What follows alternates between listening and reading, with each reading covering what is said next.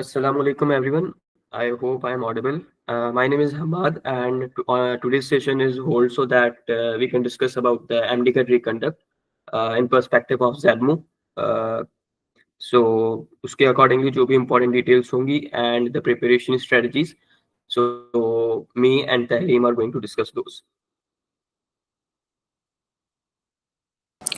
Hi, hi everyone. I hope you all are doing good.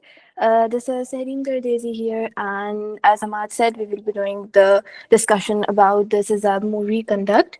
So, starting with the reconduct decision summary, it's like as you all know, कि September 22nd को MDCAT हुआ था all over Pakistan, and आपके पास there were some sort of problems in Sazabmo MDCAT. So, according to the decision by Islamabad High Court, आपके पास Sazabmo MDCAT reconduct हो रहा है, ठीक है? And this decision was basically issued on October 29th, and yeah, we will be discussing in today's webinar about all the things you need to know about the reconducting.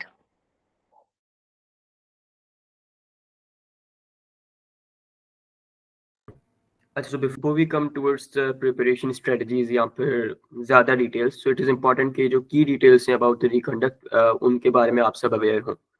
So talking about the tentative date, जो सबसे एक important चीज़ है for students कि test basically होगा किस दिन. So we have two dates. One of them is December 1st, 2024, and the second one is November 24th. So the date is not officially announced कि exactly कौन सी date होगी, but these both are the tentative dates. So it is really important कि आप ऐसे नहीं कि later date के accordingly prepare करें अपने आप को. So to be on the safe side, you should be preparing yourself कि 24th को है test. But there is no official announcement yet कि exactly final date क्या होगी. One more important point is that you guys have an option to choose that you want to retake the test or not. तो आपका जो MDCAT 1 था जो आपका भी हो गया है for the 24th session, so you can either continue with that result, or if you are not satisfied with that and you guys want कि आप एक बार reconduct जो है उसमें attempt करें and want the second result to be shown, तो फिर like it is a optional thing for you guys कि आपने कौन सा result आपने दिखाना है आगे. So you guys, if you guys want, then you can retain the September 2020 score, or if you the reconduct score.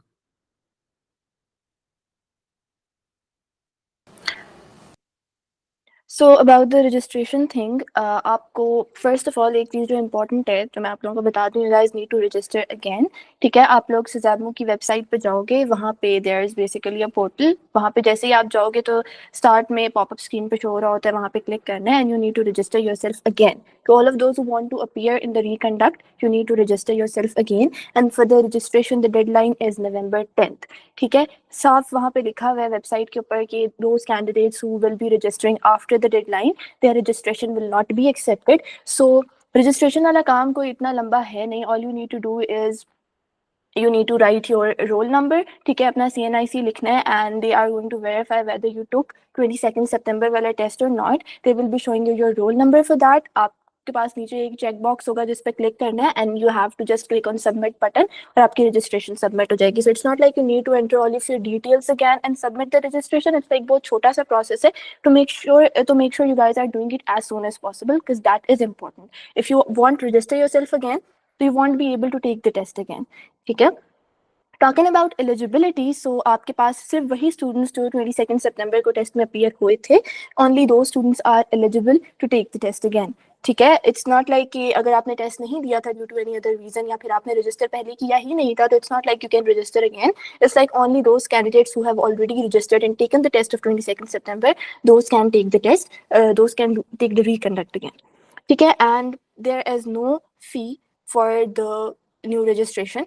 जैसे मैंने आप लोगों को बताया, आपके पास रिकंडक्ट की रजिस्ट्रेशन वाला process is very simple. All you need to do is just register yourself. There is no additional fee for that. ठीक है, बाकी आपके पास जो एग्जाम फॉर्मेट है, जो सिलेबस है और जो डिफिकल्टी लेवल है, वो भी आपके पास सेम ही रहेगी. It's not like, also one more thing, according to the court decision, it's like आपके पास UHS की डिफिकल्टी लेवल से सिमिलर डिफिकल्टी लेवल का एग्जाम आएगा, since the conducting body again is going to be सिज़ाबमो. ठीक है, बट आपके पास डिफिकल्टी लेवल इतनी मुश्किल नहीं होगी जितनी आपके पास 22nd सितंबर वाले टेस्ट की थी. एंड बाकी आपके पास सिलेबस भी आप लोगों ने MDCAT वाला ही फॉलो करना है जो आप लोगों ने पहले किया था.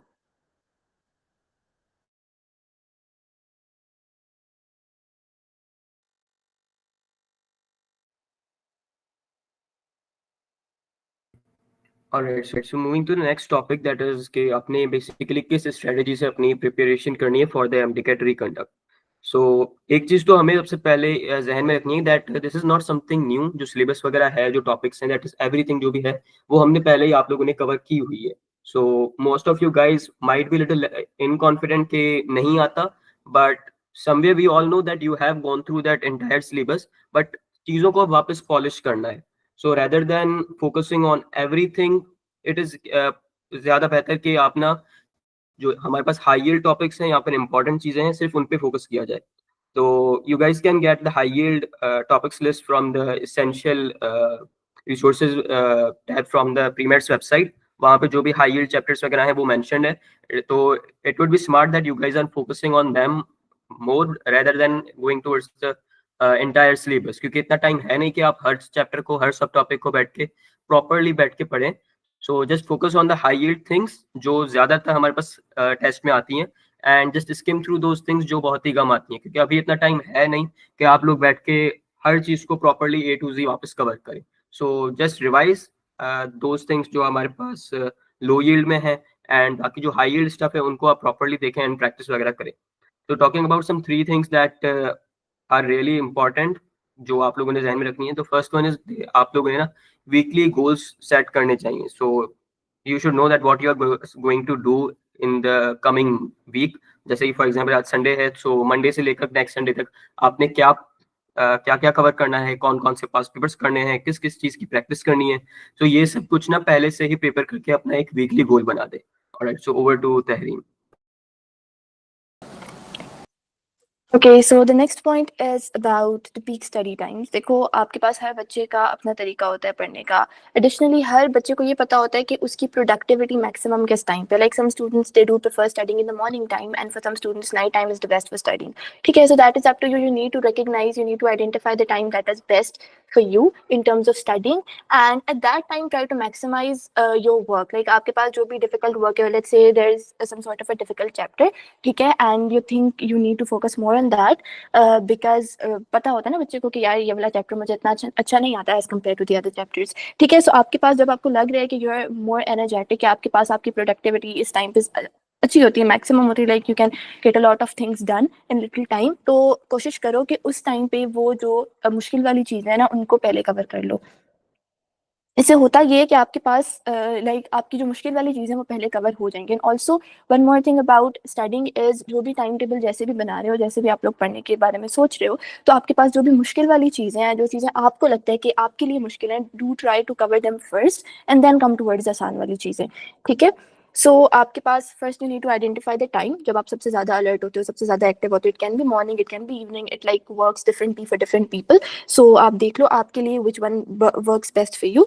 ठीक है, एंड आप फिर any subject, any chapter, any topic that you find difficult, आप उसके अंदर वो चीज़ कवर कर लो. Next thing that is very important is breaks. ठीक है, to avoid burnout all you need to do is take breaks. अब देखो breaks भी आपने reasonable तरीके से लेनी है. It's not like study for 5 minutes and take a 5-hour break. That's not how breaks वाली thing work. It's like you can use techniques like Pomodoro method. Like if you're studying for 25 minutes तो फिर आप 5 minute का break ले लो. ठीक है, like half hour में आप you're studying 25 minutes and half 5 minutes का आपने break ले लिया. ठीक है, या फिर इफ यू आर स्टडिंग 1 घंटा, लाइक 55 मिनट्स उस 1 घंटे में पढ़ो and take a break of 5 minutes. ठीक है, या 10 मिनट्स ब्रेक ले लो. इस तरीके से ब्रेक लो. ठीक है, to maintain the focus and burnout भी नहीं होगा. इस तरीके से ये नहीं होगा कि आप सुबह से शाम तक एक ही जगह बैठे हुए हो और पढ़ रहे हो. ठीक है, तो इस तरीके से यू नो फोकस भी बंदे का खत्म हो जाता है, पढ़ने का दिल भी नहीं करता. एंड वन मोर थिंग जो ब्रेक के बारे में मैं कहूँगी कि when you guys are taking breaks, तो इट्स नॉट लाइक ब्रेक आपने ली है तो यू स्टार्ट स्क्रोलिंग इंस्टाग्राम और समथिंग लाइक दैट. कोई भी ऐसी चीज़ आप जो लाइक यू नो कि that is sort of addictive for you, so उस चीज़ को अवॉइड करो during the breaks. Because do trust me, if you I have studied for 25 minutes और 5 मिनट के लिए आप इंस्टाग्राम खोलोगे तो that is never going to be 5 minutes. ठीक है, वो कभी भी 5 मिनट नहीं होगा. It's like you are going to scroll for an hour straight या 2 घंटे. तो इस तरीके से ये चीज़ मत करो. During breaks try to you know go for a walk maybe. ठीक है, या फिर टेरेस पे चले जाओ, बाहर चले जाओ इस तरीके से, या फिर may be have a drink और समथिंग, कुछ चाय वगैरह P low, coffee P low. इस तरीके का कोई भी काम करो ताकि आपका मतलब अटेंशन कहीं और डाइवर्ट ना हो जाए ड्यूरिंग द ब्रेक. ठीक है, क्योंकि after the break you need to resume studying as well. तो ब्रेक में भी ऐसी चीज़ रखो ब्रेक के लिए कि जो ज़्यादा आपकी क्या कहते हैं, आपकी अटेंशन डाइवर्ट ना करे from the major goal that is basically studying here. ठीक है, so these were the 3 things that are important in terms of preparation. ठीक है, कि आपकी स्ट्रेटजी क्या होनी चाहिए। Moving to the next slide, it is high yield focus area. So one thing we all know that is very important कि अभी वो time है, since you all know that you guys have more or less a month for the preparation, right? So उसमें आप लोगों ने focus करना है high yield topics के ऊपर। One thing I want to address here is, since you guys have taken the exam once before, ठीक है, so all the freshers out there, repeaters को तो फिर थोड़ा idea होता है, but for the freshers as well, आपको पता चल गया है कि what are the possible blunders you can make during the exam। ठीक है, like आपको पता होगा कि यार फर्स्ट टाइम, अब देखो जब भी बच्चा एग्जाम दे के आता है ना, उसके दिमाग में ये चीज़ लाजमी होती है कि यार I could have done that instead of doing that. ठीक है, तो ये चीज़ हर बच्चे के दिमाग में होती है। Now take that as an experience और try to not repeat those mistakes you did the first time. ठीक है, लाइक कभी कभी ऐसा होता है कि बहुत सिली मिस्टेक्स कर लेते हैं, गलत क्या कहते हैं, गलत एमसीक्यू के आगे बबल मार्क कर दिया। ठीक है, गलत ऑप्शन पे बबल मार्क कर दिया, या फिर कुछ बच्चे होते हैं ऐसे वो छोड़ देते हैं बबल्स को बिल्कुल एंड के लिए। ठीक है, जो बुकलेट होती है उसी पे मार्क किए जा रहे होते हैं, एंड पे 5-10 मिनट रखा होता है कि पूरे 200 एमसीक्यूज की बबल फिल करेंगे। तो ये हरकत मत करना, यू नहीं, ऐसे नहीं हो सकता, प्रैक्टिकली इट्स नॉट पॉसिबल। ठीक है, तो for all there are lot of blunders that you can potentially do. So ये अब आपको एक दफा आपने टेस्ट दे दिया तो आपको आइडिया हो गया होगा। Now try not to repeat those mistakes again. ठीक है, एंड इतना टाइम भी नहीं है कि आप A to Z पढ़ाई स्टार्ट करो। So it's like you need to focus on a specific area, and that specific area is definitely the high yield topics। ठीक है, हर बुक के अंदर, हर चैप्टर के अंदर भी इवन कुछ टॉपिक्स ऐसे होते हैं that are very high yield. ठीक है, यानी उनसे तो लाजमी पता होता है कि यार यहाँ से तो एमसीक्यू आएगा। जिस तरह अगर मैं एक जनरल बात करूँ, बायो में सबको पता है कि bio energetics is a chapter that is kind of like not all people like that chapter. ठीक है, अजीब लगता है। ठीक है, क्रेब्स साइकिल कौन पढ़े, ठीक है, एंड ग्लाइकोलिसिस वगैरह ये चीजें they are little weird to study. ठीक है, but we all know they are very high yield in nature. ठीक है, वहां से एमसीक्यूज आएगा ही लाजमी, इन अ वे और द अदर एमसीक्यू आएगा ही वहां से। ठीक है, so that is something you need to understand. ठीक है, तो आपके पास आपने जो हाई यील्ड चैप्टर्स हैं उनको प्रायोरिटाइज करना है। अगर हम बायो की बात करें तो आपके पास जो सेल स्ट्रक्चर है, जेनेटिक्स है, और जितने भी फिजियोलॉजी रिलेटेड चैप्टर्स हैं they are high yield in nature. ठीक है, जिस तरह आपके पास बायोलॉजिकल मॉलिक्यूल्स है दैट इज इंपॉर्टेंट। ठीक है, बायो एनर्जेटिक्स है दैट इज इंपॉर्टेंट। फिर जो फर्स्ट ईयर के एंड पे डाइजेशन, इम्यूनिटी, कार्डियोवैस्कुलर सिस्टम वाला चैप्टर है, they are also very important. Coming to second year तो उसमें आपके पास जेनेटिक्स वाला चैप्टर इज वेरी इंपॉर्टेंट। आपके पास कोऑर्डिनेशन वाला chapter that involves chemical and nervous coordination, that chapter is also very high yield in nature. ठीक है, तो उन चैप्टर्स को लाजमी करो। ऑल्सो आपको पता होगा कि यार ये वाले चैप्टर्स ऐसे हैं कि I am not very good at them, उनको भी लाजमी करो। ठीक है, यानी जो वीक एरियाज पहले रह गए थे that is the time you need to strengthen those. Talking about chemistry, तो केमिस्ट्री में तो सबको पता है organic is very very important. ठीक है, but one thing I want to say is organic करने के चक्कर में do not ignore the inorganic वाला पार्ट, क्योंकि वन थिंग दैट स्टूडेंट्स गलती कर जाते हैं इस चीज़ में कि वो ऑर्गेनिक पे तो फोकस कर लेते हैं। ठीक है, बट इनऑर्गेनिक थोड़ी सी इग्नोर हो जाती है। Don't do that, try to maintain a balance. या फिर अगर आपको पता है कि you are very good at inorganic तो फिर ऑर्गेनिक पे ज़्यादा फोकस करो। देखो अब हर बच्चे की ना स्ट्रैटेजी जो होगी स्टडी करने की वो अपनी होगी as per their own strengths and weaknesses. ठीक है, लेट्स से अगर यू नो कि you are good at organic तो you need to focus more on inorganic. It's not like मैं कह रही हूँ ऑर्गेनिक पे फोकस करो तो आपको ऑर्गेनिक हिफ्स हुई हुई है। ठीक है, और फिर भी आप ऑर्गेनिक किए जा रहे हो। It's not like that. ठीक है, you need to identify your strengths and weak points, and you need to focus more on high yield chapters and your weak points as well. If you know that organic is your strength, you do not need to waste your time doing organic again and again. जो चीज आती है उसको बार बार करने का कोई फायदा, you need to revise that, you should be revising that, but it's not like do focus on organic only क्योंकि मैम ने कहा था organic करनी है। ठीक है, तो ऐसा नहीं करना। Do identify your strengths and weaknesses and accordingly एक study strategy अपने लिए खुद डिजाइन करो। ठीक है, so केमिस्ट्री में ऑर्गेनिक वाले reactions and organic chemistry is very very important. उसके अलावा आपके पास इनऑर्गेनिक के अंदर भी इंपॉर्टेंट चैप्टर्स हैं। इट्स नॉट लाइक इनऑर्गेनिक बिल्कुल इंपॉर्टेंट नहीं है। लाइक आपके पास सेकंड ईयर में या एसपीडीएफ और ट्रांजिशन एलिमेंट्स वाला chapter that is important. If talking about the first year वाली केमिस्ट्री तो thermo electro sort of important है। उसमें जो आपके पास क्या कहते हैं रिएक्शन बैलेंस करना और ये वाली चीज़ें दे आर इंपॉर्टेंट। ठीक है, उसके अलावा स्टेट्स ऑफ मैटर वाले चैप्टर से भी एक एमसीक्यू लाजमी आता है, लाइक हाइड्रोजन बॉन्डिंग वाला जो टॉपिक है। और आपके पास ये वाले टॉपिक्स ऐसे हैं ना कि यहाँ से एक आध एमसीक्यू लाजमी आता है। ठीक है, सो आपने इनके ऊपर भी फोकस करना है। It's not like just organic पे फोकस करना है, you need to focus on high yield chapters and your weaknesses. ठीक है, व्हेन टॉकिंग अबाउट फिजिक्स तो फिजिक्स के अंदर मोशन है, फोर्सेस है, थर्मोडायनेमिक्स है, ये वाले चैप्टर्स बहुत इंपॉर्टेंट है। अगर हम फर्स्ट ईयर की बात करते हैं तो उसके अंदर आपके पास फोर्स एंड मोशन है, वर्क एंड एनर्जी है, थर्मोडायनेमिक्स भी फर्स्ट ईयर के अंदर है, ये चीज़ें इंपॉर्टेंट है। अगर हम सेकंड ईयर की बात करें तो उसके अंदर आपके पास ये जो करंट इलेक्ट्रिसिटी टाइप वाले चैप्टर्स हैं, like electrostatics, electromagnetism, electromagnetic induction, ये वाले इंपॉर्टेंट है। ऑल्सो कुछ बच्चों को डॉन ऑफ मॉडर्न फिजिक्स वाला चैप्टर थोड़ा अजीब लगता है, but that is also very important. The chapter might seem a little of, यानी अजीब लगता है देख के, but if you start studying with your heart तो यू विल सून अंडरस्टैंड कि इतना बुरा नहीं है chapter, you will just understand it very easily. ठीक है, तो फोकस करना उसके ऊपर, वो chapter is also very important. उसके अंदर जो पार्टिकल नेचर ऑफ लाइट वाली चीज़ें हैं, दे आर वेरी इंपॉर्टेंट। ठीक है, तो उस चीज़ को कॉम्पटन इफेक्ट हो गया, फोटो इलेक्ट्रिक इफेक्ट हो गया, उनको बिल्कुल इग्नोर नहीं करना। You need to understand that, have a better understanding, ताकि जैसे भी क्वेश्चन एग्जामिनर पूछ ले you are better able to answer that.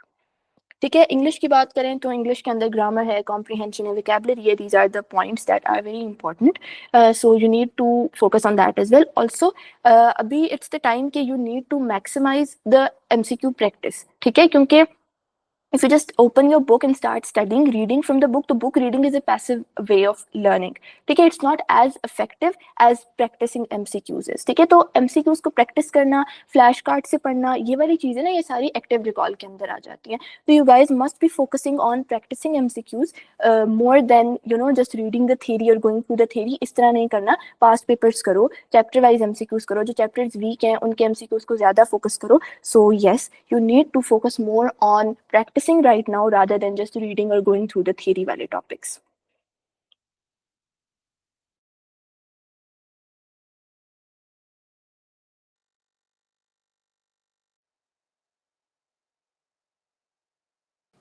Moving to the next slide, Hamad will be taken over.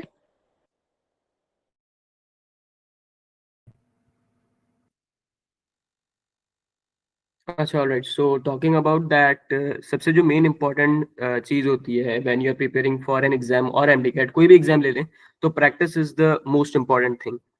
तो इसमें ना प्रैक्टिस भी ऐसे कोई रैंडमली नहीं करनी, लाइक एक आपने ना लाइक एक प्रॉपर स्ट्रेटेजी फॉलो करनी होती है और एक टेक्निक कि आपने डेली प्रैक्टिस तो कर रहे हैं, but there is a time practice thing. जैसे कि हमने अगर लेट्स से कि आज अगर आप एक टॉपिक के एमसीक्यूज कर रहे हैं, सो ऐसे नहीं कि उसके बस आज ही एमसीक्यूज किए वापस कभी नहीं करने। So you have to make sure that you are solving those MCQs, मतलब कि फिर again with a spaced gap. यहाँ पर आपने ना एवरी संडे फिर जो भी टॉपिक्स कवर किए थे उनका एक कंबाइंड टेस्ट ले लिया। जो आपने उसमें मिस्टेक्स वगैरह कवर की थी, लेट्स से कि मैंने 5 दिन टॉपिकल चैप्टर्स जो थे उनके एमसीक्यूज किए, देन ऑन संडे जो भी मेरी मिस्टेक्स हुई थी मैंने उनको प्रॉपरली रिकॉल कर दिया। So in this way I am daily practicing as well, और मैं ना फिर उनको प्रॉपरली संडे को एनालाइज भी कर रहा हूँ कि मेरी कौन कौन सी मिस्टेक्स थी, सो आई नो दैट कौन से मेरे वीक एरियाज हैं एंड उन पे फिर वर्क करना है। There is one more thing कि आप लोगों ने ना सिर्फ टॉपिकल्स या फिर चैप्टर वाइज एमसीक्यू सॉल्व नहीं करने। So it is important, as अभी आप लोगों का मेनली सिलेबस कवर हो गया है, you guys already have given the test, so move towards past papers and FLPs. मतलब एफएलपीज हमारे पास जो फुल लेंथ पेपर्स होते हैं, काफी हद तक प्रीमेट पर भी अवेलेबल हैं and you can use any other resources as well. लेकिन इसमें क्या होगा कि आपके जो भी ओवरऑल सिलेबस होगा वो सारा टेस्ट हो रहा है। इसको आप टाइम मोड में भी कर सकते हैं ताकि आप एग्जैक्टली एग्जाम में आपके पास जितना टाइम है उसमें कैसे कवर करने हैं 200 एमसीक्यूज की आपकी ज्यादा प्रैक्टिस हो जाए। ताकि अगर कोई ऐसा एमसीक्यूज मुश्किल आ भी जाता है, लेट्स से फिजिक्स में कोई ऐसे न्यूमेरिकल्स आ गए जिनमें आपको ज्यादा टाइम अलॉट करना पड़ रहा है, सो आपके पास एक वो बैकअप में चीज होगी कि मेरे पास मैं 200 एमसीक्यूज जब घर पे सॉल्व करता था तो फिर मैं 30 मतलब कि 30 मिनट्स पहले जो भी ओवरऑल टाइम है हमारे पास उससे पहले कवर हो जाते थे। So you will have that spare 30 minutes and आप कॉन्फिडेंटली अपना जो पेपर है वो अटेम्प्ट कर सकते हैं। So and it is even more better कि लेट्स से आपके पास वैसे 3.5 घंटे का पेपर है, so when you are practising at home तो आप उसको लाइक 3 आवर्स में या फिर 2.5 आवर्स में कंप्लीट करने की कोशिश करें। क्योंकि जब आप एग्जाम सेटिंग में बैठते हैं ना तो जो स्ट्रेस एंजाइटी होती है एंड जो वहाँ का इन्वायरमेंट होता है, सो उसमें you are not actually able to give your 100% जो आप एक घर के कंफर्टेबल इन्वायरमेंट में देते हैं। तो आपके पास जब वो टाइम का एक वो एडवांटेज होगा कि आपने वही सेम एमसीक्यूज कम टाइम में घर पे प्रैक्टिस किए हैं and if someway you are getting stuck, तो आपके पास एक वो एडवांटेज होगा कि आपके पास 30 मिनट्स और 1 आवर्स का एक वो ऑलरेडी हमारे पास टाइम होगा as we have practice. So that is something that is going to help you guys too. उसके बाद अगर आते हैं हमारे पास, तो do go through your mistakes as well. मतलब कि आप मेनली स्टूडेंट्स की ये गलती होती है कि एक एमसीक्यू हो गया गलत तो उसके बाद उसके ऊपर कभी दोबारा फोकस नहीं किया जाता, तो उसको लाइक वहीं पे छोड़ दिया। So mainly you are going to improve if you are looking over your mistakes and उसको फिर आप एक्टिवली रिकॉल कर रहे हैं। जैसे कि आपने जो भी अभी मिस्टेक्स कर रहे हैं let's say in daily practising, तो आपने वो बैठ के सैटरडे संडे को उन मिस्टेक्स पे सिर्फ फोकस किया, क्योंकि जब आप उन मिस्टेक्स को इम्प्रूव करेंगे तभी आपका स्कोर बढ़ेगा। If you are only going to practise MCQs तो उससे फिर ज्यादा कोई एडवांटेज नहीं होता और ना ही इंप्रूवमेंट होती है। So mainly you have to learn from your mistakes. जो आप एमसीक्यूज गलत कर रहे हैं उनको रिवाइज किया एंड एनालाइज किया प्रॉपर्ली कि कौन से चैप्टर से कौन से टॉपिक से हमारे ज्यादा एमसीक्यूज गलत हो रहे हैं, एंड देन स्पेशली उन चीजों पे फोकस करना। So like you have to make sure that you are, आप मतलब कि सब टॉपिक तक टारगेट करके पढ़ रहे हैं और अपने वीक एरियाज को इम्प्रूव कर रहे हैं। क्योंकि जो चीज आपको पहले से ही आती है उसमें अगर आप बैठ के टाइम जाया कर रहे हैं, so that want be something that के मैं बोलूँ कि आप स्मार्ट स्टडी कर रहे हैं। सो इट इज इंपॉर्टेंट कि आप अपने वीक एरियाज पे ज्यादा फोकस करें एंड उनको प्रॉपरली एनालाइज करें and then keep actively recalling them. उनको बार बार रिवाइज कर लिया ताकि वो फिर एक आपके उस पर फिर ज्यादा ग्रिप अच्छी आ जाती है। So these are some few points that I would like to add. Tahrim, you can add anything. अच्छा, moving to the next point, it is about the review session. अच्छा बच्चों, one thing that is very essential कि I hope कि आप लोगों ने cheat sheets वाली चीज़ें तो देखी होंगी, right? There are sort of things like आप एक ही पेज के ऊपर you can write all the important things that are related to that chapter, एक शीट के ऊपर लिख दो and you need to review that thing again and again, ठीक है? So when it comes to revising, मैं एक चीज़ बता दूं वैसे, ठीक है? When it comes to revising we often think we need to open our book and start reading everything again. इसमें होता क्या है, you all might know it better than I do, इसमें नींद आ जाती है, ठीक है? Like if I am revising a thing, I know, I remember it, I memorise it, ठीक है? मैंने याद किया हुआ था, मुझे याद है वो चीज़। मैं बुक ओपन करके जस्ट उसको रीड आउट कर रही हूँ ना, तो मुझे लिटरली 2 मिनट बाद नींद आना शुरू हो जाएगी, तीसरे मिनट मैंने बुक बंद कर देना, आई एम लाइक मुझे तो आता है, ठीक है? That is not the correct way of checking whether you remember the information और नॉट, ठीक है? If you guys need to revise anything right now, like अभी आप लोगों की अच्छी ग्रिप होगी ऑन एवरी चैप्टर, ठीक है? आप उस चैप्टर को बुक से रीड आउट करने के बजाय अगेन, अगर आप लोगों ने कोई ऑलरेडी चीट शीट्स वगैरह बनाई हुई थी या कोई आप लोगों के पास शॉर्ट नोट्स बने हुए हैं, आप लोग वहां से देख लो। अगर नहीं बने हुए तो that this is not the time you guys should be making those things, ठीक है? प्रीमेट पे जाओ, वहां आप लोगों को short notes, long notes, cheat sheets, ये सारी चीजें मिल जाएंगी, ठीक है? So make sure you are not wasting your time on the things जो आपको ऑलरेडी अवेलेबल है। देखो, एक चीज आपको ऑलरेडी मिल रही है, you if you are doing the same thing again, ठीक है, तो that is more of like wasting your own time, क्योंकि वो चीज आप ले सकते हो ऑलरेडी, ठीक है? और अभी considering the time, it is more efficient कि आप उस चीज को प्रीमेट से देख लो या कोई भी रिसोर्स अगर आपके पास अगर ऑलरेडी बनी हुई है तो आप वहां से देख लो, rather than you know starting writing it right now, ठीक है? So once you guys have gone through all that things, if you think यार मुझे बुक से रिवाइज करना इज ऑल्सो इम्पोर्टेंट, ठीक है? कोई लाइन इंपॉर्टेंट होती है, कोई फैक्ट्स इंपॉर्टेंट होते हैं, तो there is one tip I can give you, ठीक है? अगर आप लोगों के पास टाइम ज्यादा होता तो आई वुड हैव सेड कि take a paper and pen, ठीक है? अगर let's say I am revising the chapter electrostatics, तो मेरे पास उसका फर्स्ट सब टॉपिक इज कूलम्स लॉ, ठीक है? तो मैंने कूलम्स लॉ की हेडिंग देके बुक साइड पे रखती है, everything I know about it I need to write it down, ठीक है? बट अभी वो टाइम है नहीं कि you guys are writing it down. So अभी one thing I would want to tell you guys is to stand in front of the mirror, ठीक है, एंड स्टार्ट टॉकिंग, ठीक है? मतलब बोलना शुरू कर दो, whatever you have in your mind about Coulomb's law, जो भी चीजें उसको बोलो, ठीक है? Once you know you have said everything that was in your head, ठीक है, and that subtopic is complete, ठीक है, पूरा हो गया, then what you need to do is just open the book and skim through the details से कोई चीज मिस तो नहीं होगी। अगर कोई चीज मिस हो गई है, then take a paper, that is important. फिर अपने दिमाग पर ट्रस्ट नहीं करो, then just take a paper, ठीक है? एंड उस पेपर के ऊपर वो चीज लिख दो कि that is the thing I need to see again, ठीक है? क्योंकि ये मैं भूल गई थी, मैं भूल गया था, ठीक है? सो ये काम कर लो, इस तरीके से आप एफिशिएंटली रिवाइज कर सकते हो डिटेल्स को, और इससे नींद भी नहीं आएगी। It's not like you are just passively reading it, it's like you are actively you know making your brain revise the thing, ठीक है? सो ये चीज बहुत इंपॉर्टेंट है, इस तरीके से अपने रिव्यू सेशंस को रखो। And practice is important, but you know just going through the details, जो थ्योरी वाला कॉन्सेप्ट है उसको भी देखना इज इम्पॉर्टेंट। सो दिन में ये एक टाइम एलोकेट कर लो, लाइक आधा घंटा या 1 घंटा रख लो कि मुझे इतने चैप्टर जिसके अंदर जस्ट रिवाइज करने, क्योंकि याद तो होंगे, ठीक है? तो रिविजन के लिए वो काम रख लो। Then comes active recall and spaced repetition. जब एक्टिव रिकॉल की बात करते हैं तो वही वाली बात जिस तरह मैंने बताई, एक्टिव रिकॉल करने का तरीका क्या है, either you are practicing MCQ, that is the best way, ठीक है, and when it comes to you know fact based memorization, तो you can use flash cards, ठीक है, प्रीमेट पे फ्लैश कार्ड्स भी अवेलेबल है, वहां से देख लो, flash cards is the best way for active recall, ठीक है, क्योंकि मेरे पास एक क्वेश्चन आ रहा है, I am just going to click on the screen और फिर मुझे आंसर दिख जाएगा, my mind has time to process the entire information and think of an answer, ठीक है, and I can also know whether मुझे ये चीज आती है कि नहीं, either I have given the correct answer to that particular question और नॉट, ठीक है, सो आपके पास अगर आप लोग एक्टिव रिकॉल करना चाह रहे हो तो that best way is practicing MCQs, ठीक है, and doing the flash cards. Also when it comes to spaced repetition, that is also important, यानी देखो लेट्स से अगर आपने एक महीना पहले कोई चीज पढ़ी है, ठीक है, तो आज आपसे उसके बारे में पूछा जाए, you will know maybe 30%, maybe 40% of it, but you need to go through it again to know the entire 100%, ठीक है, तो स्पेस रिपीटेशन वाली चीज इंपॉर्टेंट है। लेट्स से आप लोगों ने एफएससी में भी कुछ टॉपिक्स ऐसे होंगे कि जिन पे इतना फोकस नहीं किया होगा, maybe they are the part of MDCAT syllabus now, तो वो वाले टॉपिक्स आपको इतने अच्छे नहीं आते होंगे, कुछ चीजें ऐसी होती है ना कि हमें कुछ चैप्टर्स अच्छे लगते होते हैं, तो एफएससी वाले टाइम से ना उनके ऊपर काफी फोकस कर रहे होते हैं, लाइक कोई कॉलेज में पेपर आ रहा है तब भी वो वाला चैप्टर लाजमी कर दिया, बोर्ड के एग्जाम्स में भी उसको लाजमी गो थ्रू कर दिया, तो अब जब आपने ये चीज नोटिस की होगी, जब एमडीकैट वाला टाइम आया होगा ना, you are naturally good at that chapter, why is that so, because you have revised that enough कि आपके ब्रेन ने उस चीज को स्टोर कर लिया है, ठीक है, अब you just need to go through it once in order to recall everything, को याद नहीं करना पड़ा दोबारा क्योंकि आपने 2 3 4 दफा उसको गो थ्रू किया है, but still there are some chapters या सम कुछ तो सब टॉपिक्स ऐसे होंगे कि जो आपने एफएससी में भी थोड़ा इग्नोर किया होगा, ठीक है, कि यार ये चॉइस पे छोड़ देते हैं टाइप वाली चीज, ठीक है, और एमडीकैट में भी you might be struggling with those, ठीक है, अब वो टाइम है कि you need to focus more on those chapters, those topics और दोज सब टॉपिक्स, ठीक है, so spaced repetition is important, you guys need to go through the cheat sheets or whatever notes you guys have, short notes वाली चीजें, ठीक है, not the entire book, I'm talking about cheat sheets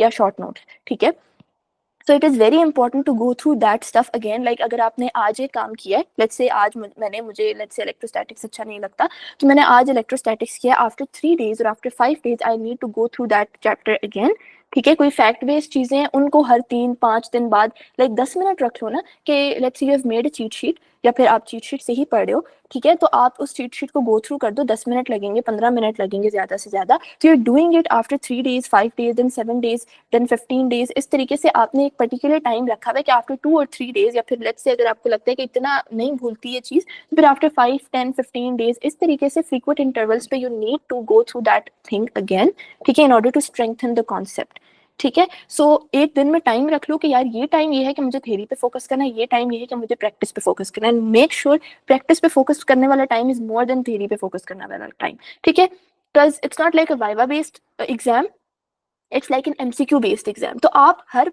चीज को ना इस तरीके से देखो कि इससे एमसीक्यू कैसे बन सकता है, लॉन्ग शॉर्ट आंसर्स तो नहीं है ना, तो इट्स नॉट लाइक आप पूरी चीजें पूरे पूरे पैराग्राफ्स याद कर रहे हो, इसकी जरूरत नहीं है, you need to just grasp the concept, underline concept समझने की जरूरत है, because you don't need to write the answers, you just need to pick the correct answer जो आपके सामने ही होगा, सो वो कब पिक कर सकोगे, जब आपके कॉन्सेप्ट्स क्लियर होंगे, ठीक है, so that is one thing that is very important, so आपके पास रिव्यू करना, एक्टिव रिकॉल करना and space repetitions, these things are very very important, and practice भी you should be practicing in a timed mode, आपके पास let's say अगर आप premade use कर रहे हो तो पास्ट पेपर्स हैं या जो मॉक्स हैं उसमें आपके पास ऑप्शन होता है टाइम टेस्ट मोड वाला, ठीक है, उसमें आफ्टर 3.5 आवर्स आपका पेपर खत्म हो जाएगा, क्लोज हो जाएगा, आपको आंसर शीट कह रही हूँ, जो रिजल्ट शीट है वो दिख जाएगी, ठीक है, चाहे आपका पेपर कंप्लीट हुआ हो या ना हुआ हो, उससे आपको ये पता चल जाता है कि यार ये चीज मैं कितने टाइम में कर सकते हैं, मुझे अपनी स्पीड कितनी बढ़ाने की जरूरत है in order to complete the thing on time, ठीक है, so that thing is also very important. Moving to the next slide, over to Hamad. Alright, so सबसे इम्पोर्टेंट जो हमारे पास चीज़ होती है that exactly how you are taking the exam, exam के वक्त मतलब कि उसको अटेम्प्ट करने के भी ना एक काइंड ऑफ तरीके होते हैं, ऐसे नहीं है कि आपने रैंडमली अटेम्प्ट करना है। So coming two point number 1 कि आपने ना लाइक हर क्वेश्चन को 1 मिनट से ज़्यादा देना ही नहीं है, like when you are going towards the first cycle, तो what you are suppose to do कि आपने ना हर जो भी हम एग्जाम अटेम्प्ट करते हैं, talking about MDCAT right now, कि पूरे पेपर को ना 2 या 3 साइकिल्स में कवर करना होता है। सो फर्स्ट साइकिल में what you are suppose to do कि जो भी हमारे पास फैक्चुअल क्वेश्चंस होते हैं, जिनका हमें क्वेश्चन पढ़ के एग्जैक्टली दिमाग में आंसर क्लिक करता है कि इसका आंसर तो ये है, मेनली ये फिर ना बायोलॉजी के या फिर केमिस्ट्री के मेनली ये होते हैं एमसीक्यूज, या फिर फिजिक्स की थ्योरी वाले एमसीक्यूज होते हैं जो क्वेश्चन पढ़ के हमारे पास दिमाग में क्लिक कर लेते हैं कि इसका आंसर ये हो सकता है। और कोई और ऐसे एमसीक्यूज जो you can do under 1 minute, तो सबसे पहले उनको कवर कर लें, क्योंकि there is a high chance कि you are going to answer them correctly, तो मतलब स्कोर ज्यादा आएगा एंड टाइम ज्यादा वेस्ट नहीं होगा। So then you can move towards the second cycle and spend time on those MCQs जिनमें आपको थोड़ा सा ज्यादा टाइम देना पड़ रहा है। जैसे कि नॉर्मली हमारे पास केमिस्ट्री के क्वेश्चंस होते हैं, क्योंकि उसमें थोड़ा बहुत सोचने वाली चीजें होती हैं, या फिर उसमें ऑर्गेनिक के कुछ सवाल हो जाते हैं जो हमें आते हैं लेकिन थोड़ा सा सोचना पड़ता है या थोड़ी सी वर्किंग हमें करनी पड़ती है। So spend your time on those then. उसके बाद ना लाइक जो लास्ट साइकिल है आपकी, उसमें आप फिर, और let's say you are dividing your paper in 4 cycles, तो आपने थर्ड साइकिल में ना जो फिजिक्स के न्यूमेरिकल्स वगैरह आपको आते हैं जिसमें आपको मेनली 1 मिनट से ज्यादा लगेगा, तो उसमें आपने ज्यादा टाइम स्पेंड करना है ताकि जो आपके पास न्यूमेरिकल्स वाली चीज है वो हो जाएंगी।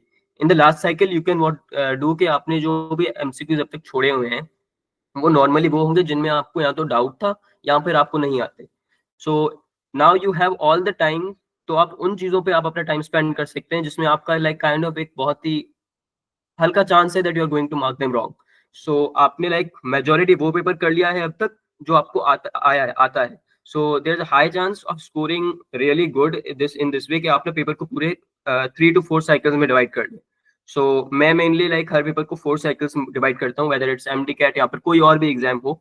तो मेनली लाइक फर्स्ट में आप वो कवर करें जो आपको आता है, and those are like factual things जो आपको क्वेश्चन पढ़ते ही दिमाग में क्लिक कर दिए। सेकंड थिंग जिसमें आपको थोड़ा बहुत सोचना पड़ता है, these are also the things जो आपको आती हैं। थर्ड में गो टूवर्ड्स थिंग्स जिनमें आपको 1 से 2 मिनट से ज्यादा टाइम देना पड़ रहा है, एंड यहाँ फिर आपको ना हल्का फुल्का डाउट हो, यहाँ पर वर्किंग ज्यादा करनी पड़ती है। मेनली इस चीज में ना मेरे लिए फिजिक्स के जो न्यूमेरिकल्स वाली चीजें होती थी वो इसमें लाई करती थी। इन द लास्ट फिर आप अपना पूरा टाइम उनको दें जिन जो आपके पास मुश्किल एमसीक्यूज हैं, यहाँ पर जिसमें बहुत ही ज्यादा सोचना पड़ रहा है और you are having some doubt के इन दो ऑप्शंस में से कौन सा सही हो सकता है। तो this is a really I think good strategy to actually score high, and आप अपने ब्रेन को लाइक प्रॉपर्ली उसमें यूटिलाइज भी कर सकते हैं कि आपने जो भी हाई स्कोरिंग एमसीक्यूज हैं जिनमें आप कॉन्फिडेंट है वो आपने सबसे पहले कवर कर लिए। सेकंड थिंग इज कि आपने जो डिफिकल्ट क्वेश्चन है उन पे स्टक नहीं करना। So obviously like following this strategy you will be doing all those difficult MCQs, या फिर आपका टाइम जिसमें ज्यादा लग रहा है वो आपके फिर एंड में रह जाएंगे, and you will have a high chance of scoring really high. क्योंकि अगर आप पहले से ही सारा टाइम मुश्किल एमसीक्यूज पे लगाएंगे तो जो इजी वाले एमसीक्यूज होते हैं वो फिर हमारे रह जाते हैं, जैसे कि लॉजिकल रीजनिंग हो गया, या फिर जिनकी इंग्लिश अच्छी होती है उनके लिए इंग्लिश के MCQs are like free marks. तो वहां पे आपको बहुत एडवांटेज होता है, और ये ऐसे एमसीक्यूज होते हैं जो मेनली आपको पास पहली रीड में ही काइंड ऑफ एक वो क्लिक कर लेते हैं कि हाँ इसका आंसर ये सही होगा। So like get those free marks और इजी मार्क्स पहले, एंड देन जो फिर हमारे पास मुश्किल वाले एमसीक्यूज होते हैं, टाइम कंज्यूमिंग होते हैं, कंफ्यूजिंग होते हैं, या फिर काइंड ऑफ ट्रिकी एमसीक्यूज होते हैं, उनको फिर एंड में रखें, क्योंकि इट इज नॉट बेटर कि आप ना फिर पूरा अपना टाइम उसमें यूटिलाइज कर लें एंड लास्ट में फिर आपका स्ट्रेस होता है कि मेरे पास टाइम रहता ही नहीं है। तो जो चीजें आपको आती होती हैं वो भी आप लोग गलत मार्क करके आ जाते हैं। So just solve those MCQs first जो आपको आ रहे हैं, एंड स्किप दोज जो डिफिकल्ट और ज्यादा टाइम कंज्यूमिंग वाले एमसीक्यूज हैं उनको फिर लास्ट के लिए रख लें। Alright, over to Tahreem. Sure. As Ahmad has mentioned before, you need to divide your test into different cycles. ठीक है, ये बहुत important है. And one more thing that is you need to start your paper by attempting with a portion you're really good at. Let's say कुछ बच्चों को bio बहुत अच्छी लगती है, क्योंकि उसके अंदर कोई सॉल्व करने वाली चीजें नहीं होती जिस तरह फिजिक्स के अंदर होती हैं, कोई बहुत ट्रिकी चीजें नहीं होती जिस तरह केमिस्ट्री के अंदर होती हैं.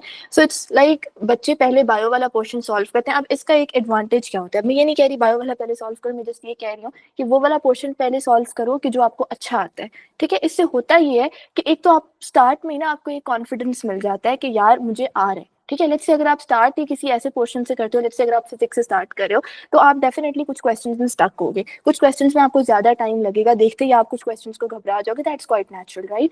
अब वो आपका स्टार्ट में एक माइंडसेट ऐसा बन जाता है कि यार पता नहीं कितना मुश्किल पेपर आया हुआ है, and if you start attempting your paper with this mindset, तो आपके जो इजी क्वेश्चंस भी होंगे ना, there is a high probability you are going to mess up with those. ठीक है, so start your paper with a portion you're really good at. ताकि start में आपको एक कॉन्फिडेंस वाली चीज फील हो कि यार मुझे आ रहा है, the paper is not that difficult, the paper is doable, I can do it. ठीक है, तो वो स्टार्ट में जो एक कॉन्फिडेंस आ जाता है ना, तो आप थोड़े कंफर्टेबल हो जाते हो with the environment, with the paper. ठीक है, तो ये अच्छी चीज रहती है। उसके अलावा there also some relaxation techniques that you guys need to follow. ठीक है, ताकि देखो एक चीज तो ये होती है कि let's say the paper is weird, अजीब पेपर आ गया, ठीक है, that is also the time you need to stay calm. ठीक है, आपने पैनिक नहीं करना बिल्कुल भी, you just need to deep breath. ठीक है, एंड देखो at the end of the day paper जैसा भी है आपने सॉल्व तो करना है ना। ठीक है, एंड पेपर चेंज हो नहीं सकता पेपर के मिडल में। ठीक है, तो no matter what it is, just have a positive approach about it. At least जो क्वेश्चंस आते हैं ना वो गलत नहीं होंगे, वरना होता ये कभी कभी बच्चे पैनिक कर जाते हैं, फिर वो गलतियां होती हैं कि सीक्वेंस खराब हो गया। ठीक है, गलत जगह बबल फिल कर दिया, एक एमसीक्यू के 2 बबल फिल कर दिए गलती से। ये हो जाती हैं गलतियां, ये क्यों होती हैं? Just because you guys are panicking. अगर पैनिक नहीं करोगे तो ये गलतियां नहीं होंगी। अब पैनिक कैसे नहीं करना, ठीक है, ये चीज है। There is water. ठीक है, एक तो पहली चीज कि ड्रिंक वाटर। आपको वाटर बॉटल्स अवेलेबल होती हैं सेंटर में भी, you guys can take yours as well. I think वो इंस्ट्रक्शंस आपको गिवन होंगी एडमिट कार्ड के ऊपर। ठीक है, सो इट्स इम्पॉर्टेंट कि you are drinking water frequently, या कोई मीठी चीज ऑल्सो नाश्ता करके जाना, ताकि आप लोगों का बीपी लो ना हो जाए during the exam, you guys can फेंट एज वेल। ठीक है, तो ये वाली चीज भी अपने आप को इस तरीके से सेफ रखना है कि कोई ऐसी सिचुएशन ना हो जाए कि आपका पेपर जाया हो जाए। लाइक देखो, अगर let's say if you faint in the middle of a paper, आपका टाइम जाया हो जाएगा। ठीक है, तो you need to do breakfast, if not very heavy then eat something light. ठीक है, but make sure you are eating something. ठीक है, then keep water with your self. ठीक है, you can have a bubble with your self as well. ठीक है, वो खाते रहो पेपर करते हुए। ठीक है, सो besides you guys can deep breathe. ठीक है, यानी deep breathe करते रहो, that is also going to relax, make you guys feel more relaxed and better.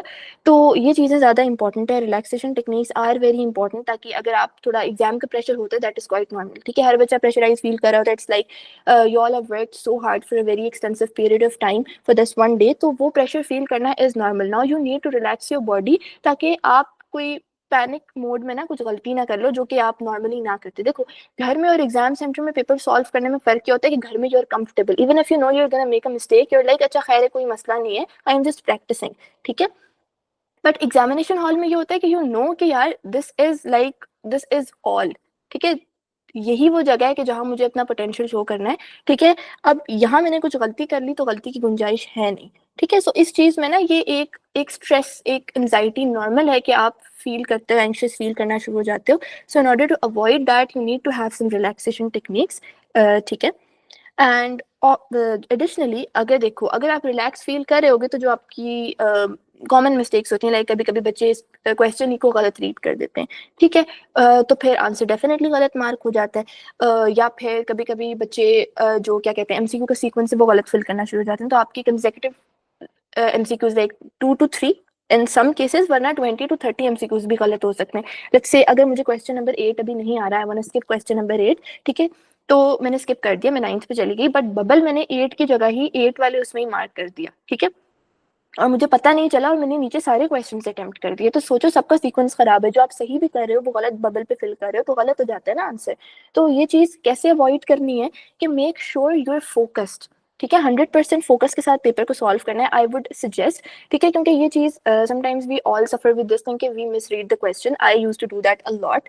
तो one thing that help me overcome this thing is I used to underline the question. मैं जब question पढ़ रही होती थी ना, तो I used to underline it, ताकि मैं कोई वर्ड स्किप ना करूं। ठीक है, कभी कभी होता है ना, हम आधा सेंटेंस पढ़ते हैं, आधा सेंटेंस हमारा दिमाग खुद ही बना देता है।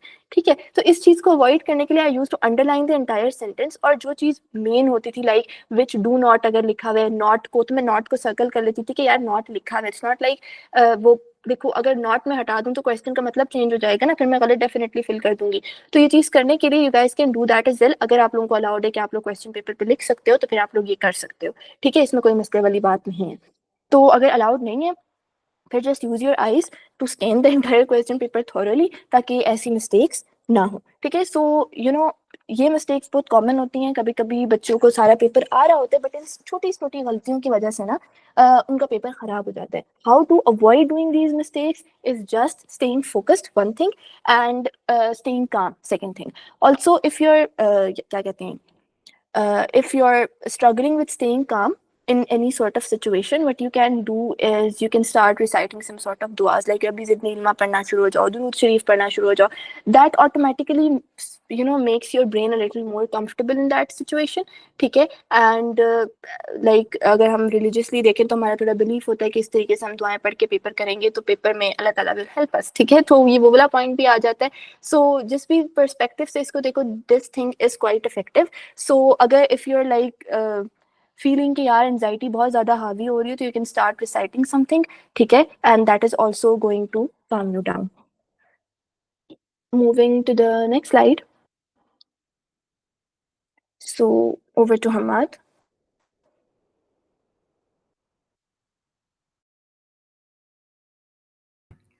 अच्छा, सो सबसे पहले इम्पोर्टेंट जो हमारे पास यहाँ पे चीज़ आती है कि आपने कौन से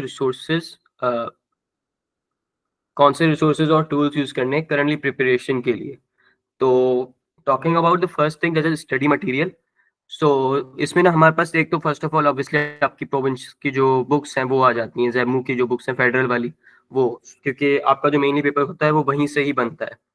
अगर हम उसके बाद अदर रिसोर्सेज की बात करते हैं, so they are two things that are really important. एक जो है आपके वो जो नोट्स हैं आपने खुद बनाए हैं, like when you are self studying, आपने अगर कोई शॉर्ट लिस्टिंग बनाई है, कोई चीट शीट्स बनाई हैं, या फिर क्लास के जो आपके अपने नोट्स होते हैं, या फिर वो नोट्स जो आपको टीचर ने प्रोवाइड किए थे थ्रू आउट, क्योंकि आपने ये जो चीज़ें होती हैं इनके मतलब कि आपका इनके ऊपर ना ग्रिप पहले से ही अच्छी होती है. सो इनको अगर आप रिवीजन के लिए यूज करेंगे, सो इट इज रियली गुड, क्योंकि आप पहले से इनको गो थ्रू कर चुके हैं. There is nothing new in it, so you are confident about them, and इनमें मेनली हर चीज लिखी होती है. So if you are going towards अगर कोई और रिसोर्स आपने चाहिए, so PreMed actually offers right now 3 main resources जो आपको अभी बहुत ही ज्यादा हेल्प कर सकती हैं. So one of them is कि प्रीमेड के जो हमारे पास चैप्टर वाइज नोट्स हैं, सो हर चैप्टर के detailed notes, comprehensive notes are available on the website. So इसमें यह है कि अगर आपका कोई वीक चैप्टर है अभी, क्योंकि right now I don't believe कि इट इज गुड टाइम कि आप बैठ के पूरे चैप्टर को स्क्रैच से पढ़ें, बट इन केस ये कोई हाई यील्ड चैप्टर है और उस पर आपकी ग्रिप ज्यादा अच्छी नहीं है, and obviously it is a high yield, तो मतलब कि एग्जाम में क्वेश्चन ज्यादा आएंगे, सो आप वो फिर एक या फिर कुछ चैप्टर्स जो हैं उनको प्रॉपरली कॉम्प्रिहेंसिवली उनको स्टडी करें and use some good notes. So premed notes are really detailed. तो अगर आपको कोई चैप्टर अभी भी रह गया है, लेट्स से जैसे कि हमारे पास बायो एनर्जेटिक्स बहुत ही इंपॉर्टेंट चैप्टर है, उसके बहुत ज्यादा एमसीक्यूज भी आते हैं एंड काफी स्टूडेंट्स ने अभी तक कवर किया भी नहीं हुआ है. मोस्ट ऑफ देम निकाल रह जाता है एंड एमडी कैट गुजर जाता है, बट उस चैप्टर पे उतनी अच्छी ग्रिप नहीं आती. सो ऐसे चैप्टर्स को ना आपने ना अभी भी कॉम्प्रिहेंसिवली स्टडी करना है. सो इट इज लाइक कि वो एक सेकंड चांस है, क्योंकि इसके जो एमसीक्यूज आते हैं वो भी इन नंबर बहुत ज्यादा होते हैं, and these are really important chapters. And talking about revisions, तो revision में हमारे पास दो चीजें हैं at pre-med. One of them is shortlisting and the other thing is cheat sheets. So shortlistings are like complete summary of the chapter in 1 or 2 page. तो अगर आपको कोई भी चैप्टर अगर आप रिवाइज कर रहे हैं and it is getting summarise, उसमें जो भी इंपॉर्टेंट चीजें हैं, इधर जिनमें आपको लाइक काइंड ऑफ वो रट्टा लगाना है, या फिर कोई भी जो इंपॉर्टेंट फैक्ट्स हैं, या कोई जो भी इंपॉर्टेंट पॉइंट्स हैं, पूरे चैप्टर की समरी आपको 1 या 2 पेज में लाइक प्रोवाइड की जाएगी. And that is something that you guys really need right now, क्योंकि आप लोगों का ना पूरा जो सिलेबस है वो कवर्ड है already. You guys have given the test already and आपके जो सारे कॉन्सेप्ट्स वगैरह हैं mainly almost covered. Now you just have to polish those things and उनको रिवाइज करना है, that's it. So that is something कि अगर आप रिवाइज रिवीजन की तरफ जा रहे हैं, so you can move towards the short listings. And short listings जब हो गई and you are going towards FLP practice, कि आपने पूरी फुल लेंथ पेपर की प्रैक्टिस करनी है, so we have cheat sheets. Cheat sheets में ये है कि पूरा जो भी हमारे पास सब्जेक्ट है वो पूरा समराइज है इन दोज नोट्स. तो that is something that you can use to mainly. अगर आप ऐसे कर सकते हैं कि आप राइट नाउ जो भी शॉर्ट लिस्टिंग्स हैं एंड टॉपिकल एमसीक्यू जो आपने करने हैं, जो हमारे पास आपके कुछ चैप्टर्स रह गए थे या फिर किसी में ग्रिप अच्छी नहीं हुई अभी तक, तो उनको पहले कवर कर लें and then move towards cheat sheets and FLP practice जल्दी से. तो फिर ये होगा कि आपके ना जो भी उसमें आपने प्रॉपर्ली मिस्टेक्स एनालाइज की, अब लेट्स से कि आपने एक एफएलपी सॉल्व किया और उसमें आपके मेनली बायो एनर्जेटिक्स के या फिर एंजाइम्स के एमसीक्यूज गलत हो रहे थे, फिर आपने उसको जाके फिर शॉर्ट लिस्टिंग से प्रॉपर्ली आपने रिवाइज कर लिया and you are revising the जो हमारे पास पूरा सब्जेक्ट होता है that from the cheat sheets.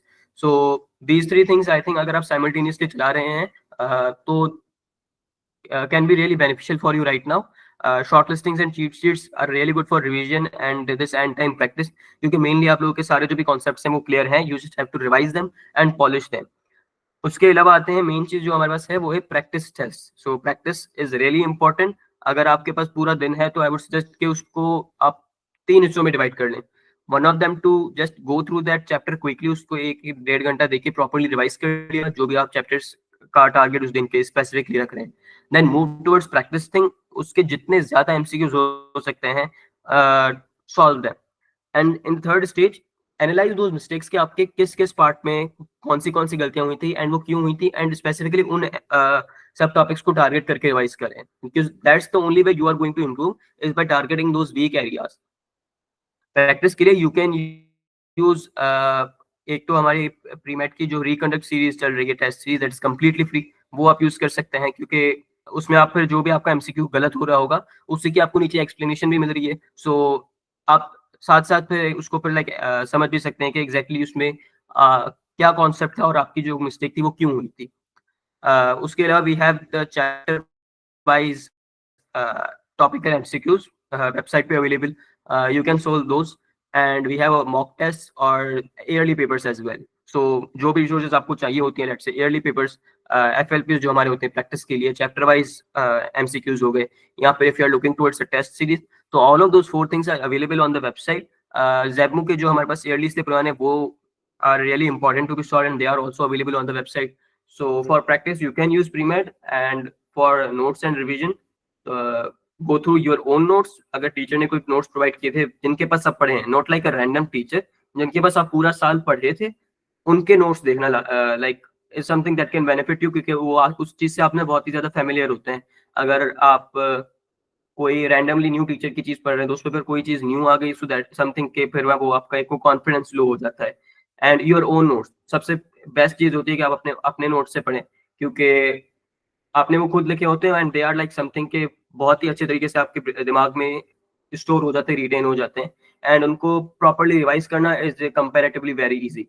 You can use the shortest things and chapter sheets thing for the quick revision thing, and practice के लिए you can use PreMed. Alright, over to Tahreen. So as Mahad has mentioned it before कि you guys need to focus on your own notes, ठीक है, क्योंकि you're more familiar with that, या फिर कोई भी teacher से आप लोगों ने throughout the year पढ़ा है, ठीक है, but at this point if you guys think you're not having any sort of notes with yourselves, ठीक है, आप खुद भी नहीं बनाए, कोई teacher वाले भी नहीं है, तो you guys can use the notes available on Premed, ठीक है। cheat sheets में ज़्यादा वो करूँगी, कहूँगी कि फोकस करो उनके ऊपर, क्योंकि लेंथी नोट्स करने का टाइम नहीं है अभी, एक तो ठीक है, दूसरा it's like time consuming. So I would suggest you go with cheat sheets because that is going to be very effective keeping क्या कहते हैं, keeping in time the time जितना आपके पास रहता है, ठीक है। The next slide is about exam day essential. So आपके पास एग्जाम वाले दिन, first of all, as I've told you guys before, make sure you guys are eating something before taking the exam, ठीक है। उसके अलावा you guys need to review the instructions on the website of SESAMU, like उसको off and on visit करते रहा करो about any updates regarding the date वगैरह, and ये कुछ तो इसमें आप लोगों को details मिल जाएंगी।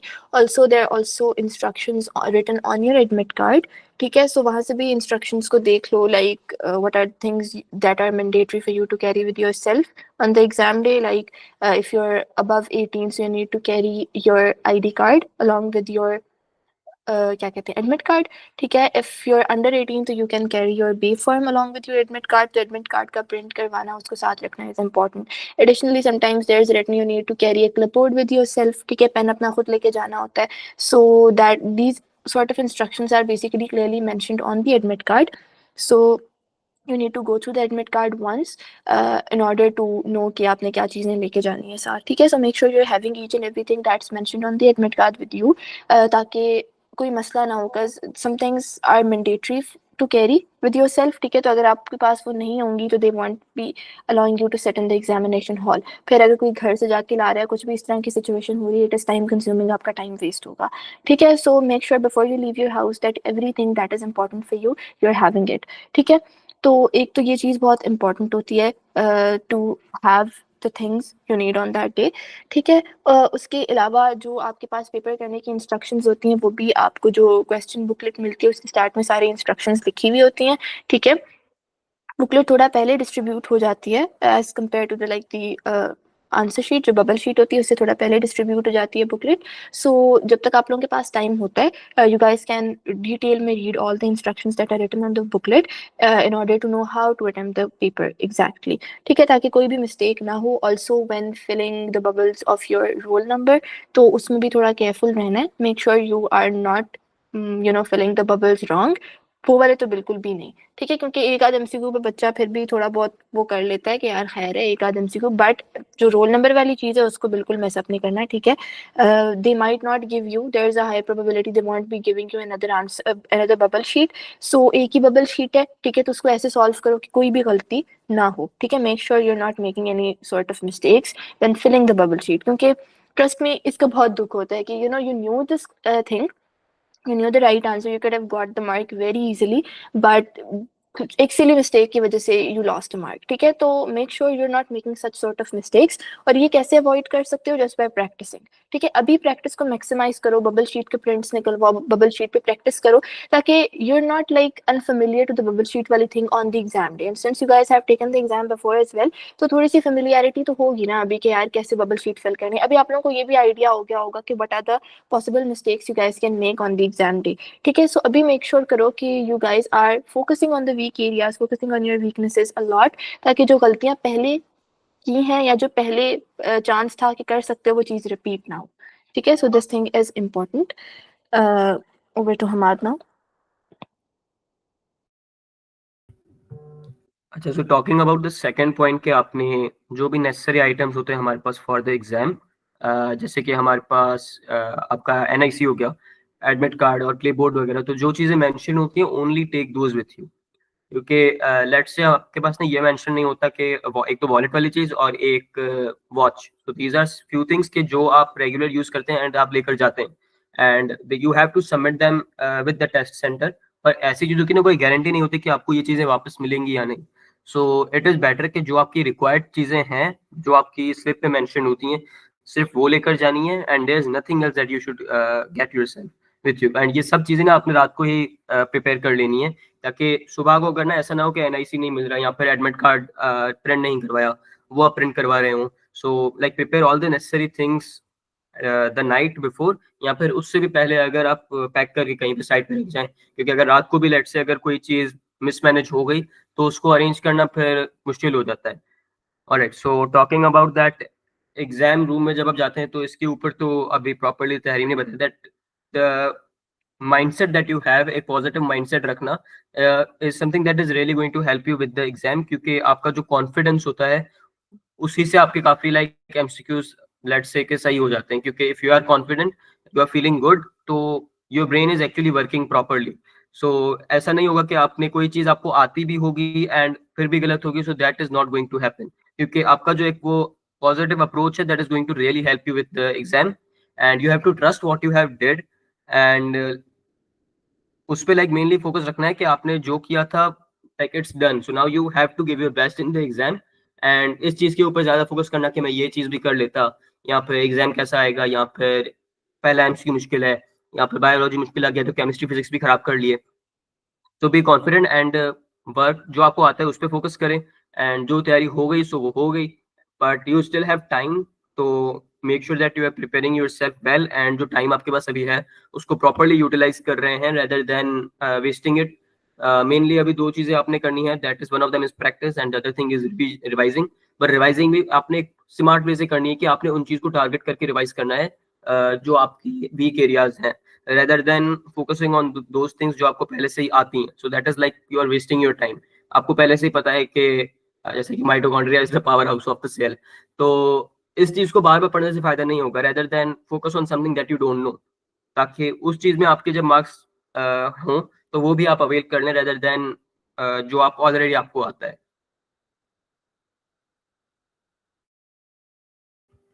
Alright, so we will next move to the question and answers. So if you guys have any questions related to the session or the test, so please drop them down in the chat box and we both will be answering them.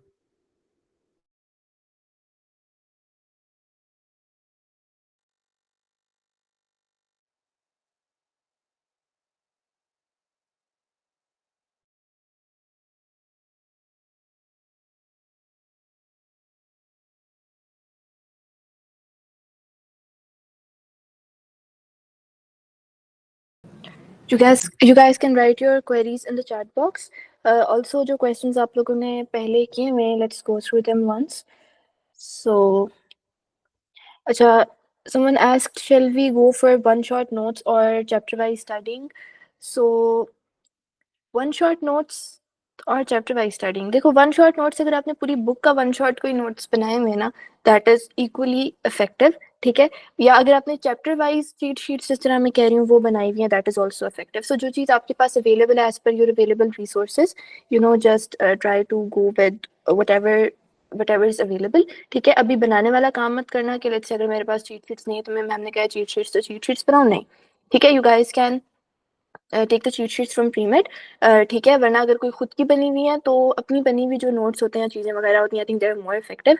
सो अगर आपके पास अपनी बनी हुई है, so या follow that, they are going to be the best one for you. Ahmad, if you want to add something, you can. No, that's it.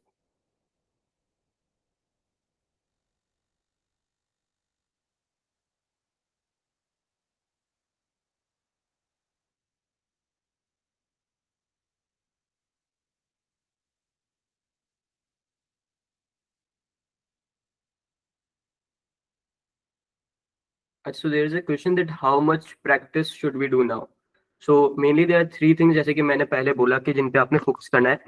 एक तो लेट्स से कि यू आर अगर आप टॉपिकली चैप्टर वाइज रिवाइज कर रहे हैं, तो let's say आपने आज जो भी चैप्टर्स रिवाइज करने थे तो उनको ना स्किम थ्रू करना है कि like give them around like 1 or 2 hour maximum के। उसमें जो भी आपके पास नोट्स बने हुए हैं ऑलरेडी या फिर आपके पास चीट शीट्स हैं, तो उनको आपने गो थ्रू कर लिया and then start focusing on the practice thing. So like अगर आप लेट्स से कि आपके पास 100% टाइम है तो उसमें से 50% आप प्रैक्टिस को दे दिया, 25% like in the initial revise वाली चीज की जो आप सुबह सुबह उठ के पहले रिवाइज कर रहे हैं, आपके पास कोई भी टॉपिक्स जो आप कवर करेंगे आज, and eight the end of the day focus on the like mistakes जो आपने उस दिन की हैं।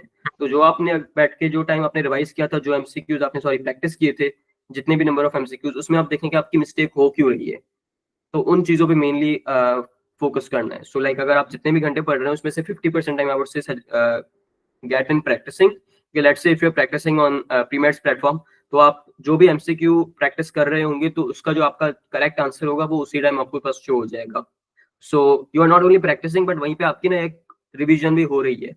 सो कोई चीज अगर आप भूल गए थे तो प्रैक्टिस करते करते वो भी आपके जहन में एक काइंड ऑफ बैठ रही होगी, एंड वहां पे फिर जो आपने मिस्टेक्स कर रहे होंगे तो उनकी भी एक्सप्लेनेशन नीचे लिखी हुई है, तो यू विल नो कि आपके कौन से एमसीक्यूज गलत हुए थे, एंड जो गलत हो रहे थे फिर आपने उनकी एक्सप्लेनेशन पढ़ ली, और वो कॉन्सेप्ट भी काइंड ऑफ एक रिवाइज होकर फिर आपका एक वो जहन में बैठ जाएगा। फिर आपकी जो भी मिस्टेक्स हो रही होंगी उनको आपने properly at the end of the day analyse करके उन टारगेटेड सब टॉपिक्स को टाइम दे दिया।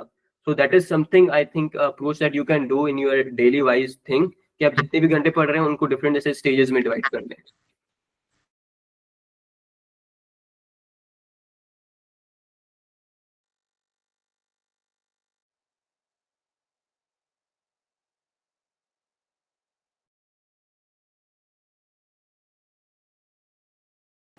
Achha, there is a question in the chat box regarding federal biology is so difficult for Punjab students. But if you have given your FSC exam from Punjab board और आगे आप SEZADMO का paper दे रहे हो, तो one thing you need to understand is जो basic concept है ना, that is same in all boards. ठीक है? Let's say you have a single syllabus, PMDC ने एक ही syllabus दिया ना for like all the provinces. That means आपके पास जो basic concepts है ना, they are same.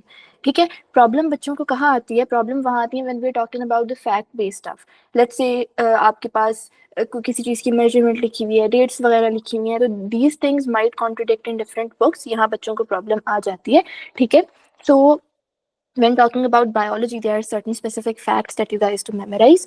ठीक है, वो चीज़ आप एक शीट पे लिख दो, ठीक है, और उसको गो थ्रू करते रहो। वो तो अब चाहे आप पंजाब के स्टूडेंट हो या चाहे इवन फेडरल के स्टूडेंट हो, that is something you guys are you can easily forget. ठीक है, सो उसको तो गो थ्रू करना इज वेरी इंपॉर्टेंट। बाकी when it comes to concept, तो आई थिंक पंजाब की बायो की book is written in more detail as compare to federal.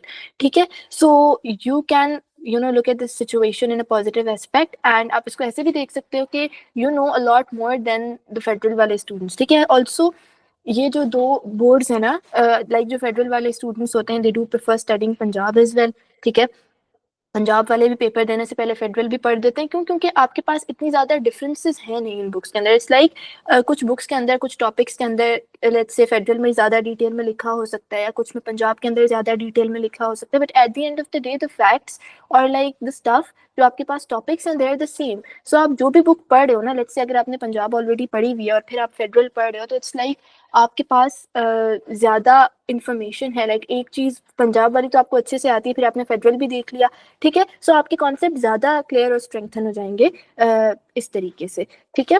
सो आप इस चीज़ की टेंशन मत लो, ठीक है। बायो में try focusing on fact based चीज़ें जो कॉन्ट्रडिक्ट कर रही हैं पंजाब और फेडरल में, ठीक है। बाकी if you are from Punjab board already and you are studying federal, तो that is I think a plus point as well, अगर आप इसे पॉजिटिव तरीके से देखो तो। You just need to strengthen the basic concepts, ठीक है, एंड आगे वाली चीज़ें ऑटोमेटिकली लाइक एमसीक्यू सॉल्व करना फिर ऑटोमेटिकली ईजी हो जाता है, ठीक है। Also somebody is asking about the chemistry portion. अच्छा बच्चों, one more thing I want to address here, that is sometimes बच्चे ये करते हैं कि they do practice only the difficult questions, ठीक है।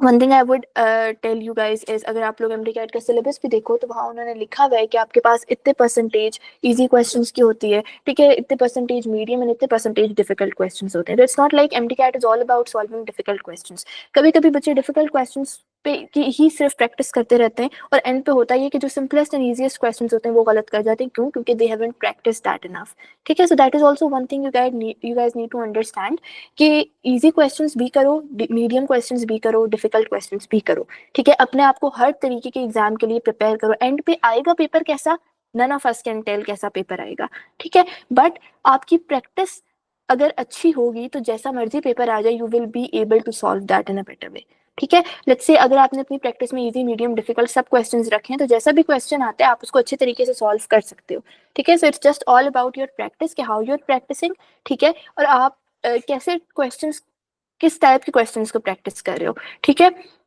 One more thing, if you want to know more about the conducting body is going through the past paper. आप past paper देख के ये एनालाइज कर सकते हो कि किस टाइप के क्वेश्चंस इस कंडक्टिंग बॉडी से आते हैं, ठीक है। So that is also one way you guys can analyse कि आपको किस टाइप के क्वेश्चंस पे ज्यादा फोकस करना चाहिए। इट्स नॉट लाइक सिर्फ वही टाइप के क्वेश्चंस करने चाहिए, इट्स लाइक उन पे ज्यादा फोकस करो जैसे पास्ट पेपर में आते रहे, ठीक है। वरना करना आपको सभी है, लाइक इजी क्वेश्चंस भी करो, मीडियम क्वेश्चंस भी करो, डिफिकल्ट क्वेश्चंस भी करो, ठीक है।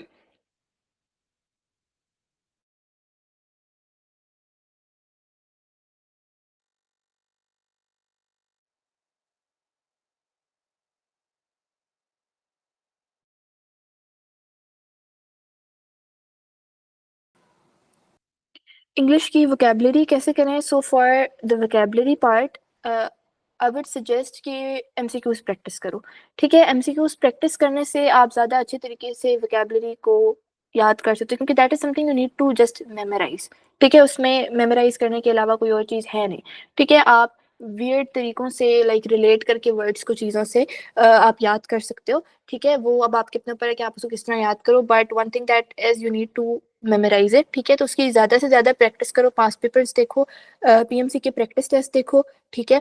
यहाँ से चीज़ों को अंडरस्टैंड करो और जो डिफिकल्ट वर्ड्स हैं उनको याद करो, ठीक है। जो मीनिंग्स हैं, सिनोनिम्स हैं, एंटोनिम्स वगैरह जो पूछे हुए होते हैं उनको यू नीड टू मेमोराइज। तो इंग्लिश की वोकैबुलरी इज ऑल अबाउट, देखो English and logical reasoning is more about practice, ठीक है।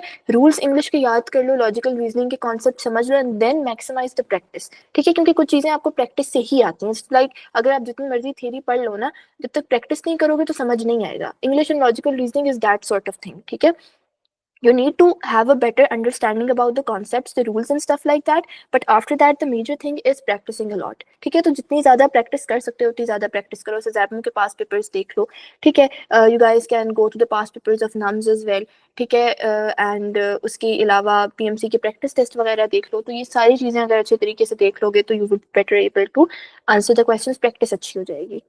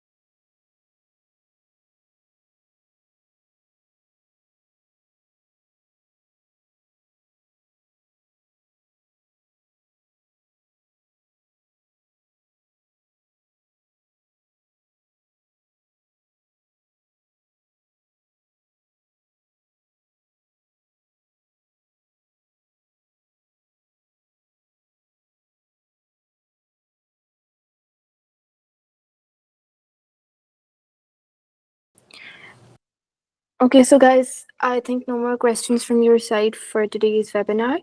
So that's it for today's session. I hope आप लोगों के सारे questions answer हो गए होंगे, all the queries or confusions you guys had. अब थोड़ी सी clarity मिली होगी related to that. So thank you everyone for joining this session. I wish you all best of luck for your exam and Allah Hafiz.